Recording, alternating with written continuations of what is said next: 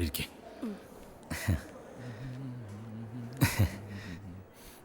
കാല് തോത്തിട്ട്.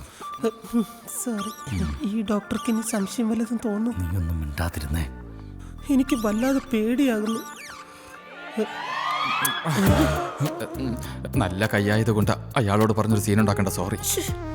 എടാ, ഇവിടെ ഇരുന്ന ഇവൻ എന്നെ പീഡിപ്പിക്കും. സുബൈദ ഇങ്ങോട്ട് മാറിയിരുന്നോളൂ. ശരി ഗോപാലകൃഷ്ണ. സുബേദ ഗോപാലകൃഷ്ണൻ. നല്ല കൈയാടാ, വേണോ? വേണ്ട. ശവം.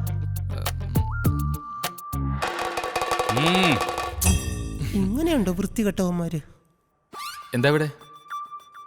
സങ്കരയിനം വാഴവിത്തുകൾ കൊടുക്കുന്നുണ്ടെന്ന് പറഞ്ഞ ഒരെണ്ണം മേടിക്കാൻ വന്നു. ഓ, വാഴവിത്ത്. വാഴവിത്ത്. ഇയാളാരാ? ആരാ അത്? കൂട്ടുകാരൻ. അല്ല, കൂട്ടുകാരന്റെ പെങ്ങള്. കൂട്ടുകാരന്റെ പെങ്ങൾ. ഓഹോ, ഇന്റർകാസ്റ്റ് മാരേജ് ആണല്ലേ? അല്ല, രജിസ്റ്റർ മാരേജാ. ഓ, രജിസ്റ്റർ മാരേജ്. എന്നായിരുന്നു? അടുത്ത മാസം. അടുത്ത മാസം എന്ന് പറയുമ്പോ സെപ്റ്റംബർ അല്ലല്ലോ, ഒക്ടോബർ.